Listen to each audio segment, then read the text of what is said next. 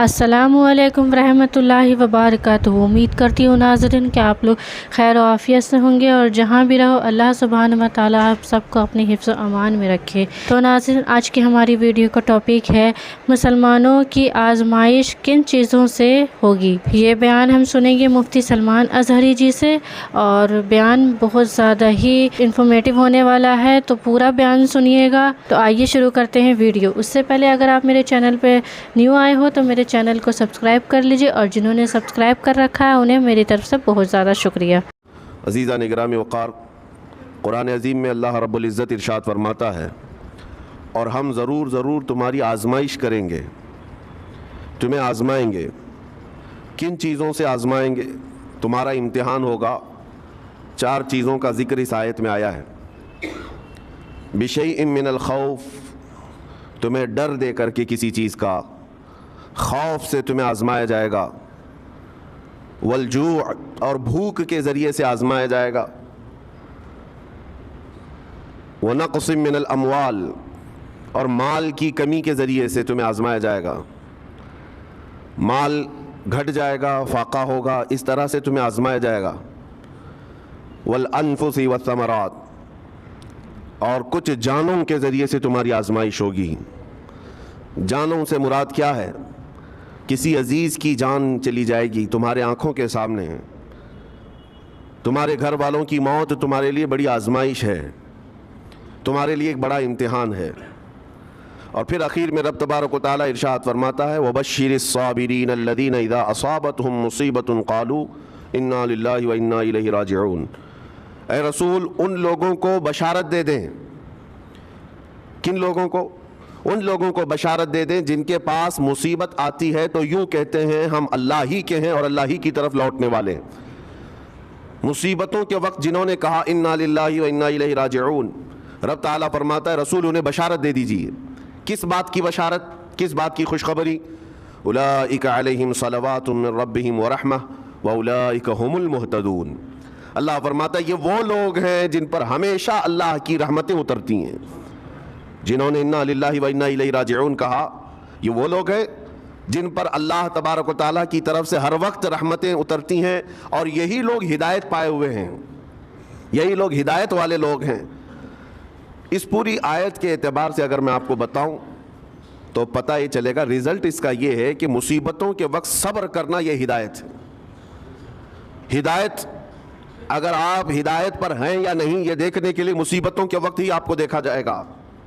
घर में किसी का इंतकाल हो जाए और फिर देखा जाएगा कि तुम्हारी ज़ुबान से अल्फाज क्या क्या निकलते हैं, तुम शिकायतें किन किन बातों की करते हो, फिर देखा जाएगा हिदायत पर हो या गुमराह हो। बेशक सही बात। एक रिवायत में ये भी है कि जब किसी के बच्चे का या किसी के भाई का या बाप का इंतकाल होता है घर में, तो जनाजा उठाने से पहले ही वहाँ एक फ़रिश्ता आता है। वो फ़रिश्ता घर वालों का मुआयना कर रहा होता है कि कौन कौन क्या क्या कह रहा है। रब्बे ज़ुल जलाल हर चीज़ की खबर रखता है, लेकिन फ़रिश्तों को असबाब बनाया गया है और गवाह बनाने के लिए उन्हें ये ड्यूटी दी जाती है। हर एक की ज़ुबान से जो निकले हुए अल्फाज वो सुनता है और जा कर के रब ताला की बारगाह में अर्ज़ करता है। अल्लाह ताला पूछता है कि मैंने फ़लाँ के घर से एक जान ले ली, उनका अजीज़ बेटा चला गया, भाई चला गया, माँ चली गई, वो लोग मेरे बारे में क्या कह रहे थे? फ़रिश्ता कहता है ए रब्बे ज़ुल जलाल, उन लोगों के ज़ुबान पर शुक्र के अल्फाज थे, व इन्ना लिल्लाहि व इन्ना इलैहि राजिऊन कह रहे थे, और वो सब्र कर रहे थे। मैंने घर वालों के सब हालात देखे। अल्लाह ताला फरमाता है ए मेरे फरिश्ते, तू गवाह रहना, मैंने उनसे जो चीज़ लिया है इससे कई गुना ज़्यादा नेमत उन्हें अता करूँगा, इससे बेहतर नस्ल उन्हें दी जाएगी, और उनके गम आज जितने हैं इससे कई गुना ज़्यादा खुशियाँ मैं उन्हें जन्नत की अता करूँगा जिन्होंने मेरी दी हुई मुसीबत पर सब्र किया। और कोई घर ऐसा होगा जिस घर से फरिश्ता जाकर कहेगा कि मौला इस घर वाले तो बेकाबू थे, जो मुंह में आया बके जा रहे थे, वो तो यूँ कह रहे थे कि अल्लाह को क्या हमारा ही घर मिला, हमारा ही बच्चा जाने को था, हमारे ही घर में ये आफत आने को थी। इस तरह के अल्फाज वो कह रहे थे और रब तबारक व तआला को जालिम कह रहे थे। अल्लाह तबारक व तआला अपने जलाल का इजहार फरमाता है, इरशाद फरमाता है फरिश्ते को, اے فرشتے تو گواہ رہنا، انہوں نے میرے بارے میں جیسا گمان کیا اب میں ان کے ساتھ ویسا ہی سلوک کروں گا۔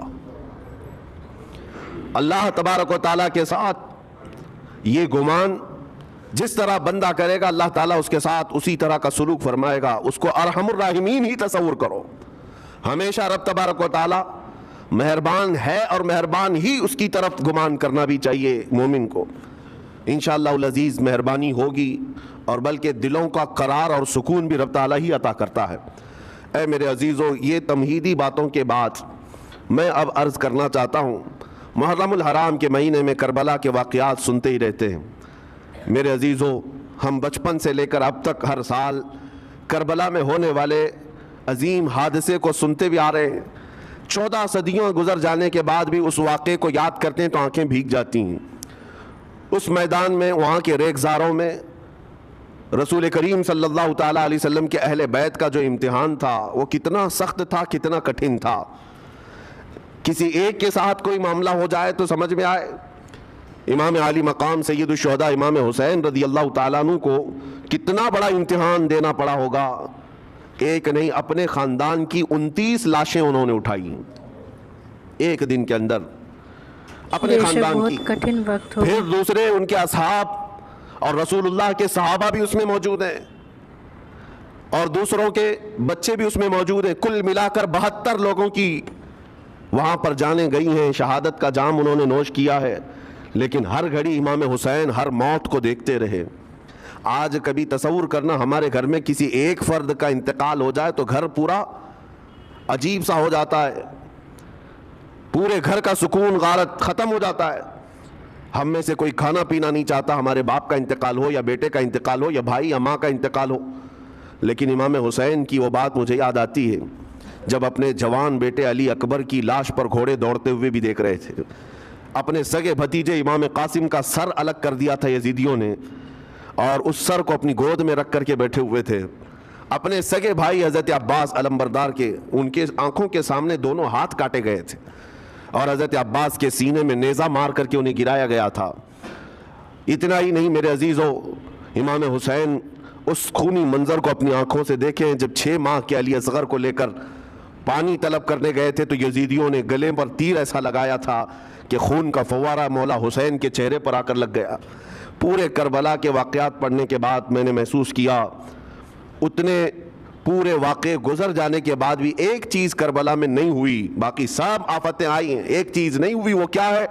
امام حسین کے زبان سے کوئی شکایت نہیں ہوئی، کوئی شکوہ نہیں تھا۔ یہ نہیں تھا کہ سارے بجلیاں ہم پر گر پڑی ہیں، اس خاندان کا کون ہے؟ سوائے زین العابدین کے اس پورے خاندان میں کوئی مرد باقی نہیں رہا۔ پورے خاندان کے بچوں کو، ان کے بڑے مردوں کو، سب کو وہاں پر شہید کر دیا گیا تھا۔ میں عرض تو کر رہا ہوں، ایک خاندان کے 29 لوگوں کی لاشیں میدان میں پڑی ہوں۔ وہ کیسا منظر ہے؟ ایک تو میں امام حسین کے صبر کو دیکھتا ہوں۔ اللہ تعالیٰ نے فرمایا آیت کریمہ میں کہ ہم تمہیں آزمائیں گے، آزمائش کریں گے، کچھ جانیں لے کر کے۔ لیکن میں سمجھتا ہوں اتنی بڑی آزمائش کہ ایک ہی دن میں ایک ہی خاندان سے 29 لوگوں کی جانیں گئی، وہ اس سے بڑی آزمائش ہوگی؟ یہ کتنی بڑی آزمائش ہے اور کتنا بڑا امتحان ہے۔ اب یہ بھی میں آپ کو بتا دوں کہ کس کے ساتھ کیسی آزمائش ہوتی ہے، کس کے ساتھ کیسا امتحان ہوتا ہے۔ آپ کو سردی بخار دے کر کے آزمایا جاتا ہے، کسی اور کو کچھ اور بیماریاں دے کر، یا کسی اور کو کسی اور مصیبت کے ذریعے سے۔ لیکن یہ آزمائش کی جو کیٹیگری ہے وہ کیسے طے ہوتی ہے پتہ ہوں؟ میرے آقا صلی اللہ تعالیٰ علیہ وسلم نے فرمایا جس کا ایمان جتنا بلند ہوگا ویسی ہی آزمائش آئے گی۔ یہ کربلا کے امتحانات سے یہ بات تو ثابت ہوتی ہے کہ امام حسین کے ایمان کا درجہ کیا رہا ہوگا، ان کے ایمان کا مقام کیا رہا ہوگا۔ اس ایمان کی بلندی کے اعتبار سے ان پر آزمائش آئی۔ اسی لیے تو بزرگوں نے فرمایا کہ ہم میں سے کوئی بھی امام حسین کے صبر کو نہیں پہنچ سکتا۔ استقامت اور صبر یہ دو چیزیں ایسی ہیں، اچھے اچھے لوگوں کے پیر ڈگمگا جاتے ہیں۔ استقامت کا مطلب ہے ڈٹے ہوئے رہنا حق پر، اور یہ سب کو نہیں مل پاتا، یہ خصوصیت سب کو حاصل نہیں ہوتی۔ ایک امام حسین کی وہاں پر ہم نے استقامت دیکھی اور ان کا صبر دیکھا۔ دوسرے سب سے بڑا صبر جو ہم نے دیکھا ہے وہ سیدہ زینب رضی اللہ تعالیٰ عنہا کا۔ وہ خاتون امام حسین کی سگی بہن ہیں، سیدہ فاطمۃ الزہرا کی بیٹی ہیں، حیدر کرار کی نور نظر میرے آقا صلی اللہ علیہ وسلم کی گود میں کھیلی ہوئی ہیں۔ سیدہ زینب سلام اللہ علیہا جب وہ کربلا کے میدان میں موجود تھیں، ان کی عمر مبارک بھی تقریباً 55 سال کے قریب تھی۔ 55 سال کی اگر خاتون میدان میں یہ تمام خونی مناظر دیکھ رہی ہو، ہماری عورتوں کو آپ جانتے ہیں کہ ایک چھوٹی سی مصیبت پر واویلا مچاتی ہیں، اور سیدہ زینب وہ ہیں جن کے خود سگے شہزادے عون اور محمد ان کی آنکھوں کے سامنے مارے گئے تھے اور ٹکڑے کیے گئے تھے۔ سیدہ زینب سلام اللہ علیہا اس پر بھی خاموش رہی، لیکن اندازہ کرو جب سارے شہید ہو گئے تھے، امام حسین اپنے خیمے سے نکلنے کو تھے، جب کربلا کے میدان میں خود گھوڑے پر سوار ہونے کو تھے، جانتے ہیں یہ منظر کیسا رہا ہوگا۔ عورتیں تو ماتم کرتی ہیں ایسے حالات میں، لیکن وہ اہل بیت کی عورتیں تھیں۔ سیدہ زینب خود کھڑی ہوئیں اور اپنے خیمے میں امام حسین کو لے گئیں۔ ایک صندوق تھا پرانا، اس کو کھول کر کے اس میں سے ایک جبہ نکالا اور کہا میری ماں نے مجھے یہ وصیت کی تھی کہ جب حسین میدان میں اترنے کی اس کی باری آئے تو اس دن ہو سکتا ہے وہ مجھے یاد کرے، زینب اگر تو اس دن باقی رہے، تو اس دن زندہ رہے تو اپنے ہاتھوں سے یہ حسین کو جبہ پہنانا۔ سیدہ زینب سلام اللہ علیہا انہوں نے خود اپنے ہاتھوں سے امام حسین کو یہ لباس پہنایا۔ کیا اس مقام پر کوئی اتنی طاقت رکھتا ہے کہ پورا گھر لٹ گیا ہو اور اپنے سگے بھائی کو جبہ پہنا کر کسی شادی میں نہیں پھر جنگ کے میدان میں اتار رہے ہو؟ اس خاتون کے استقامت پر لاکھوں سلام۔ سیدہ زینب سلام اللہ علیہا وہ معمولی خاتون نہیں ہے، صبر کا پہاڑ تھیں۔ میں آپ کو بتاؤں، مصیبت کے وقت ایک بار کسی کا قتل ہو جائے تو وہ ایک موت ہے، لیکن یہاں پر کربلا کے میدان میں سیدہ زینب جتنی موتیں دیکھ رہی تھی، ہر موت پر ایک موت کی تکلیف ہے، ہر موت پر ایک موت کی تکلیف، لیکن وہ صابرہ و شاکرہ رہیں۔ پوری تاریخ میں ڈھونڈ کر کے آپ نکالیں، کہیں پر بھی سیدہ زینب نے نہ اپنے بال نوچے، نہ کپڑے پھاڑے، نہ چہرے پر ہاتھ مارا، بلکہ ایسا صبر کا دامن پکڑی رہیں کہ پوری زندگی بھر انہوں نے صبر کی تلقین کی تمام خواتین کو۔ گھر لٹانا، گھر کٹانا کوئی، سر کٹانا کوئی تم سے سیکھ جائے، جان عالم ہو فدا اے خاندان اہل بیت۔ امام زمن فاضل بریلوی رحمۃ اللہ علیہ نے فرمایا ہے، سر کٹانا، گھر لٹانا کوئی تم سے سیکھ جائے، جان عالم ہو فدا اے خاندان اہل بیت۔ عزیزان گرامی وقار، یہاں پر ان حالات کے بعد میں آپ کو ایک بات ضرور کہنا چاہوں گا۔ مصیبتیں ہمارے گھر بھی آتی ہیں، آفتیں، تکلیفیں ہمارے گھر بھی آتی ہیں، لیکن کیا ہم ان مصیبتوں کا سامنا کرتے ہیں، استقبال کرتے ہیں؟ نبی اکرم صلی اللہ تعالیٰ علیہ وسلم نے تو ارشاد فرمایا، مومن کو جب مصیبت آتی ہے تو اس کے لیے وہ نعمت ہے، دو چیزوں میں سے ایک چیز ہوگی اس کے ساتھ۔ اگر بخار بھی آئے، میرے آقا فرماتے ہیں اگر بخار بھی آیا ہے تو دو باتوں میں سے ایک بات ہوگی اس کے ساتھ، یا تو رب تبارک و تعالیٰ اس کے گناہ معاف کرے گا یا تو اس کے درجے کو بلند کرے گا۔ مصیبت اگر آئے تو ایک بات یاد رکھنا، رب تبارک و تعالیٰ اپنے محبوب بندوں کو، پسندیدہ بندوں کو آزمائش میں ڈالتا ہے، ورنہ جو لوگ یہ سمجھتے ہیں کبھی طبیعت خراب ہی نہیں ہونا چاہیے تو فرعون بن جاتے ہیں۔ ایسے لوگ، فرعون کو 90 سال تک نہ کبھی سردی آئی نہ بخار، کبھی کوئی بیماری نہیں، اور جب بندہ کبھی بیمار نہیں ہوتا تو اپنے آپ کو خدا تصور کرنے لگ جاتا ہے، میں تو دنیا کا سب سے مضبوط آدمی ہوں، مجھے کچھ نہیں ہوتا۔ لیکن مصیبتیں دے کر کے رب تبارک و تعالیٰ تمہیں تمہاری حقیقت بھی بتاتا ہے، اور انسان کو انسان کی لمٹ میں رہنا سکھایا جاتا ہے۔ تمہاری حیثیت صرف اتنی ہے کہ اگر نس رک گئی، دل کی دھڑکنیں ایک آن کے لیے اگر رک گئی تو سب ختم ہے۔ اس لیے تمہیں رب تبارک و تعالیٰ کے حضور جانا ہی ہے تو صبر بھی سیکھو اور شکر بھی سیکھو۔ آج مصیبتیں اور آفتیں آتی ہیں تو واویلا کرنے والوں کے لیے میرا میسج ہے، اللہ تبارک و تعالیٰ تمہاری ہر بات کو دیکھ رہا ہے۔ تمہارے چیخنے سے، چلانے سے، تمہاری شکایت کرنے سے گئے ہوئے آدمی کی جان واپس تو نہیں آنی ہے۔ تمہارا عزیز ترین بھائی مر گیا، تم جس سے سب سے زیادہ پیار کرتے تھے وہ بیٹا انتقال کر گیا، مجھے بتاؤ تم 10 لوگوں میں چیخو گے، چلاؤ گے، رب تعالیٰ کے حضور بری بری باتیں بھی کرو گے تو کیا وہ گئی ہوئی جان واپس آ سکتی ہے؟ میرے عزیزو، یہ وہ حکومت نہیں ہے کہ تمہارا احتجاج کرنے پر قانون واپس لے لیا جائے۔ تمہارے سب مل کر کے پروٹیسٹ کرنے سے حکومتیں اپنے فیصلے واپس لے سکتی ہیں، لیکن وہ رب ذوالجلال شہنشاہ اعظم کا قانون ہے، وہاں نبیوں کی بھی جو روح لی گئی، وہاں پر اللہ تبارک و تعالیٰ نے اپنے محبوب نبیوں کی بھی روح کو قبض کرنے کا حکم دیا، تو کیا سب کے غم منانے سے وہ روحیں واپس کرنے کا فیصلہ کیا گیا ہے؟ نہیں میرے عزیزو، اس عالم میں، اس کائنات میں پھر کوئی ہمارے رونے چیخنے چلانے سے واپس نہیں آتا۔ ہاں غم کرنا اپنی جگہ پر ہے، لیکن غم کا شرعی طریقہ کیا ہے؟ میرے آقا صلی اللہ تعالیٰ علیہ وسلم نے بھی غم فرمایا۔ آپ کے عزیز بیٹے سیدنا ابراہیم جب انتقال کر گئے، میرے آقا کی آنکھوں میں آنسو تھے۔ حضور پاک صلی اللہ تعالیٰ علیہ وسلم کی آنکھوں کے سامنے سیدہ خدیجۃ الکبریٰ کا انتقال ہوا، حضور غمگین تھے، لیکن غم کا مطلب کبھی یہ نہیں ہوتا کہ اللہ کی بارگاہ میں شکایت کریں، تو نے میرے ساتھ ایسا کیوں کیا؟ یعنی تم حکم دو گے، رب تبارک و تعالیٰ کو تم مشورہ دو گے کہ کس کے ساتھ کیا کرنا ہے۔ اس لیے ان مواقع پر ہم سب کی آزمائش ہے، ہمارا امتحان ہے۔ ایسے معاملات جب بھی آتے ہیں، دیکھیں میں آپ کو ایک اور باریک بات بتا دیتا ہوں، یہ ہم آج تقریر کر رہے ہیں، ہو سکتا ہے آپ بھی سن رہے ہیں اور اچھی طرح سمجھ رہے ہیں، لیکن خود کے گھر پر جب آ جائے تو تقریر بھی یاد نہیں رہتی، نصیحت بھی یاد نہیں رہتی، غم کا غلبہ زیادہ ہو جاتا ہے۔ ایسے اوقات میں حکم کیا ہے مومنین کو؟ میرے گھر پر، میں جانتا ہوں شکایت نہیں کرنا چاہیے، میں جانتا ہوں غموں کے وقت صبر کرنا چاہیے، پھر بھی اگر میرے گھر میں آ گئی مصیبت تو مومنین کے لیے حکم یہ ہے کہ تم نے اب تک جو سنا تھا حدیثیں وغیرہ اس کو یاد دلاؤ، یعنی مجھے یاد دلاؤ۔ یہ مت سوچو کہ مولانا صاحب ہیں، مفتی صاحب ہیں، امام صاحب ہیں، ان کو تو سب معلوم ہوگا۔ غم کا غلبہ جب آ جاتا ہے تو اچھے اچھوں کو یاد نہیں رہتا۔ مومنین کو کہا گیا ہے کہ وہ یاد دہانی کریں، جائیں غموں کے وقت ان کی حالت دریافت کریں اور انہیں صبر کی تلقین کریں۔ ہر ایک کے لیے ضروری ہے، یہ سوچ کر کے پیچھے نہیں ہٹا جائے گا کہ یہ تو بہت جانکار لوگ ہیں، یہ بہت پڑھے لکھے لوگ ہیں، ان کو تو سب پتہ ہے، نہیں، بلکہ حکم یہ ہے کہ جس کے ساتھ بھی مصیبت آئے، مومنین، دوسرے مومنین اسے صبر کی تلقین کریں، اسے جا کر کے حوصلہ دیں اور اسے تسلی دیں۔ اب میں آتا ہوں ان باتوں کی طرف جو لوگ مصیبتوں کو برا سمجھتے ہیں۔ ایک صحابی تھے، ان کی شادی ہو گئی ایک صحابیہ سے، نکاح ہوا تھا مدینے میں، سال بھر خوشحالی سے گزرتے رہے، بہت اچھے دن گزرے۔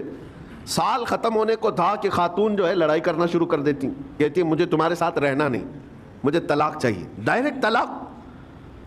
تو صحابی نے کہا ہوا کیا؟ وہ صحابیہ کہتی تھی نہیں مجھے تمہارے ساتھ رہنا نہیں۔ اس صحابی نے کہا ٹھیک ہے اگر ایسا ہی ہے تو حضور پاک صلی اللہ علیہ وسلم کے پاس چلتے ہیں، وہاں جا کر فیصلہ کرا لیں گے۔ تو وہ صحابیہ مان گئیں، کہا چلو چلتے ہیں۔ تو دونوں چلے جا رہے تھے اپنے گھر سے حضور پاک صلی اللہ علیہ وسلم کے دربار میں فیصلہ کروانا ہے۔ چلتے وقت راستے میں ایک پتھر سے ٹھوکر لگ گئی اس صحابی کو، اور اتنی تیز ٹھوکر لگی کہ ان کا ناخن اکھڑ گیا۔ اب وہ ان کی خاتون جو بیوی صحابیاں ہیں وہ فوراً اپنے دوپٹے کا کپڑا پھاڑ کر کے انگلی کو باندھتی ہیں اور خون روکتی ہیں، اور اس کے بعد کہتی ہیں چلو واپس گھر چلتے ہیں۔ گھر واپس آنے کے بعد وہ کہتی مجھے طلاق نہیں چاہیے، ساتھ میں رہوں گی۔ کہا عورتوں کا موڈ، عورتوں کا اس طرح کا فیصلہ کیا بات ہے؟ وہ صحابیہ کہتی ہے میں نے سنا ہے کہ جب کبھی کوئی بندہ بیمار نہیں ہوتا تو اللہ اسے پسند نہیں کرتا۔ میں نے جب سے تم سے شادی کی ہے سال بھر ہو گئے، ایک بار بھی تم کو بیمار ہوتے نہیں دیکھا۔ مجھے ایسا لگنے لگا کہ کہیں تم اللہ کے ناپسندیدہ بندے تو نہیں ہو، اس لیے میں تمہارے ساتھ نہیں رہنا چاہتی تھی۔ اب جب راستے میں ٹھوکر لگ کر ناخن اکھڑ گیا تو مجھے احساس ہوا کہ اللہ تجھے بھی پسند کرتا، میں تیرے ساتھ رہنے کو تیار ہوں۔ وہ صحابیہ تھیں میرے عزیزو، اس کا مطلب یہ نہیں کہ ہم آپس میں ایک دوسرے کے بیمار ہونے کی انتظار میں رہیں۔ شوہر یہ سوچے کہ میری بیوی بیمار کیوں نہیں ہوتی، اور بیوی یہ سوچتی رہے کہ میرا شوہر بیمار کب ہوگا۔ وہ توکل کا اعلیٰ درجہ ہے۔ انتظار اور تمنا مت کرو بیمار ہونے کا، بلکہ بیماری آ جائے تو اللہ کا شکر ادا کرو، آ جائے تو صبر کرو۔ عزیزان گرامی وقار، ہم آج امام حسین اور ان کے رفقائے گرامی رضوان اللہ علیہم اجمعین کو یاد کرتے ہیں تو صرف رونے کے لیے نہیں یا صرف غم منانے کے لیے نہیں، بلکہ داستان کربلا سنانے کا ایک عظیم مقصد یہ ہوتا ہے کہ نوجوانوں کے اندر بلکہ بوڑھے اور بچوں کے اندر بھی ایمانی جذبہ ایسا آ جائے کہ وہ ہر مصیبت پر ڈٹ کر کھڑے ہو سکیں، ہر یزیدی کا مقابلہ کر سکیں۔ ایک تو اس کا میسج یہ ہے، اور دوسرا میسج یہ ہے کہ چاہے جیسی بھی مصیبتیں آئیں ایمان کے ساتھ رہنا ہے, صبر اور شکر کو ہرگز نہیں چھوڑنا ہے. مصیبتیں ہمارے پاس اب اتنی بڑی تو نہیں آتی کہ ایک خاندان کے ہی اتنے لوگوں کو کاٹ دیا جائے, ایسی مصیبتیں تو نہیں آئی. اب جو کچھ بھی آتی ہیں ہمارے ساتھ وہ مال کی کمی کی, کبھی دکان میں دھندا نہیں چلتا, کبھی بچے کسی کو نہیں ہو رہے ہیں, یا پھر گھر میں کوئی بیمار ہے, کوئی مستقل بیماری آ گئی ہے, یہی تو مصیبتیں ہیں. مومن کے لیے یہ قید خانہ ہے, زیادہ آسائش اور آرام کی فکر نہ کرو. یہ دنیا مومن کے لیے قید خانہ ہے. اسی لیے شاعر نے کیا خوب کہا, جب کسی کا انتقال ہوتا ہے, ایک سچے مومن کا انتقال ہوتا ہے, تو لوگ کہتے فلاں مر گیا, فلاں مر گیا. تو ایک شاعر نے بہت اچھے انداز سے کہا ہے کہ کون کہتا ہے کہ مومن مر گیا, جو سچا مومن ہے اس کے لیے کہہ رہا ہوں. وہ شاعر نے کہا کون کہتا ہے کہ مومن مر گیا, قید سے چھوٹا وہ اپنے گھر گیا. حقیقت تو یہ, قید سے چھوٹا وہ اپنے گھر گیا. یہاں دنیا میں زیادہ آسائش, زیادہ آرام کی طلب انسان کو مغرور بنا دیتی ہے, تکبر والا بنا دیتی ہے, گھمنڈی بنا دیتی ہے. اور اللہ تبارک و تعالیٰ کی بارگاہ میں ہمیشہ سر بسجود رہنے والا وہ بندہ ہے جو مصیبتوں میں گھرا رہتا ہے. کچھ نہ کچھ مصیبتیں ایسی ہیں جو تمہیں مسجد تک لاتی ہیں, قرآن تک لاتی ہیں, تسبیح تک لاتی ہیں. اور کوئی مصیبت نہ ہو, کوئی تکلیف نہ ہو, تو پھر جلدی بندہ اللہ کو بھی یاد نہیں کرتا. اسی لیے رب تبارک و تعالیٰ کی بارگاہ میں کچھ فرشتے ایسے ہیں, جب تم رو رو کر کے دعائیں کرتے ہو, پھر یہ کہتے ہو میری دعا ہی نہیں قبول ہوتی, مولانا آپ کیجئے, میں تو کب سے یہ دعا مانگ رہا ہوں, میری تو دعا ہوتی ہی نہیں. اور آپ کہتے ہیں اللہ تعالیٰ بہت جلدی دعا قبول کرتا ہے. یہ نا امیدی تمہاری اللہ تعالیٰ کی ذات سے ہرگز جائز نہیں. لیکن میں وجہ بھی بتا دیتا ہوں. کچھ فرشتے ایسے ہیں جو تمہاری دعائیں سن سن کر کے اللہ سے کہتے مولا یہ بندہ کتنا مانگ رہا ہے, تو قبول کیوں نہیں کرتا. رب تبارک و تعالیٰ یہ جو مانگ رہا ہے اسے دے کیوں نہیں دیتا. رب تعالیٰ فرماتا ہے فرشتوں میں بھی سن رہا ہوں اس کے مانگنے کو, اس کی دعاؤں کو, اگر میں ابھی اس کو دے دوں تو وہ مانگنا بند کر دے گا. اور اس کا مانگنا مجھے اچھا لگتا ہے, جب تک وہ مانگتا رہے گا میں اسے پسند کرتا رہوں گا. ایک وجہ یہ بھی ہوتی ہے تم مایوس ہو کر کے چھوڑ دیتے ہو کہ آپ کیا دعا کرنا, اتنے دنوں سے کر ہی رہا تھا, کچھ نہیں ہوتا. اگر تمہاری دعاؤں کا اثر جلدی نظر نہیں آتا تو رحمان تمہاری دعائیں سن رہا ہے اور وہ تمہاری دعائیں پسند بھی کر رہا ہے. میرے عزیزو, یہ تمام حالات میں آپ اللہ تبارک و تعالیٰ کی بارگاہ میں کثرت سے دعا ہی کریں اور مانگا ہی کریں جب مصیبتیں آئیں. آج کے حالات بھی ہماری آزمائش کے حالات ہیں. آج کا جو دور ہے وہ بھی ایک یزیدی دور ہے. یہاں پر جگہ جگہ جو مسلمانوں کے ساتھ حالات ہیں یہ ہمارے لیے آزمائش کا دور ہے, بہت بڑا امتحان چل رہا ہے. ان حالات میں مسلمانوں کو چاہیے وہ اپنے ایمان کے ساتھ ڈٹے رہیں, استقامت. مولا حسین کے سبق کو پڑھیں. اس وقت تو ان کی گردنوں پر تلواریں تھیں, ان کے بچوں کے سینے چھدے ہوئے تھے تیروں سے, لیکن وہ ڈٹے ہوئے تھے میرے مصطفیٰ کی شریعت پر. آج ابھی تمہارے سینوں پر بندوق کی گولیاں نہیں لگائی گئیں, ابھی تمہارے اوپر اتنی بڑی مصیبتیں نہیں آئیں, لیکن میں پھر بھی دیکھتا ہوں نوجوانوں کو کہ کوئی مصیبت نہ آنے کے باوجود بھی تم اسلام کے ساتھ کھلواڑ کر رہے ہو. میرے آقا کی سنتوں کو پیٹ پیچھے پھینک کر کے تم تو بازاروں کی زینت بننا پسند کرتے ہو. اکثر لوگوں کو ہم نے دیکھا آج مجرے کرنے والوں کی کثرت یہ ہمارے نوجوان بچوں کی ہے. یہ اپنے جسموں کی نمائش کرنا اس کو فیشن سمجھتے نہیں. میرے عزیزو, امت مصطفیٰ اور وہ بھی امام حسن اور امام حسین کے غلام اس مردار دنیا پر کبھی بھی اپنی حکومت نہیں چاہتے. اس مردار دنیا کے وہ کبھی خواہش مند نہیں ہوتے. لیکن جن نوجوانوں کو آج ہم ان خواہشات کی پیروی کرتے ہوئے دیکھ رہے, افسوس ہوتا ہے, افسوس ہوتا ہے. آج کے حالات میں تم بھی سنبھل جاؤ, کیونکہ ایک بہت بڑی جنریشن تمہارے پیچھے ہے اور وہ تمہیں دیکھ کر کے نقل کرے گی. اگر آج تمہارا راستہ بگڑ گیا تو یہ جو چھوٹے بچے ہیں وہ بگڑے ہوئے راستے کو ہی اسلام سمجھنے لگ جائیں گے, وہ اسی بگڑے ہوئے راستے کو ہی صحیح راستہ سمجھ بیٹھیں گے. اسی لیے آج نوجوانوں کی کثرت میرے آقا صلی اللہ تعالیٰ علیہ وسلم کے عاشقوں کی ہونا چاہیے. اور ان سخت ترین حالات کا مقابلہ باڈی بلڈر نہیں کر سکتا. میں آپ کو بتا دوں, ان ظالم یزیدیوں کا مقابلہ کاجو بادام کھانے والا نہیں کر سکتا. ہاں, ان حالات کا مقابلہ کرنے کے لیے جسمانی طاقت کی ضرورت نہیں. ان بڑے سے بڑے سخت ترین حالات کا مقابلہ وہ نوجوان کر سکتا ہے جس کے سینے میں عشق مصطفیٰ ہو, بے شک, سبحان اللہ, مولا حسین کے نقش قدم پر چلنے کا عزم رکھتا ہو, پھر چاہے وہ لاغر ہی کیوں نہ ہو, نحیف و ناتما ہی کیوں نہ ہو, کمزور ہی کیوں نہ ہو. لیکن ہم نے دیکھا ہے تاریخ میں کمزور بھی ہے, اگر جسمانی اعتبار سے عشق رسول کی دولت سینے پر رکھتا ہے تو دنیا میں وہ کھلبلی مچا دیتا ہے. اور کفار و مشرکین کے خیموں میں اس کی ہیبت طاری رہتی.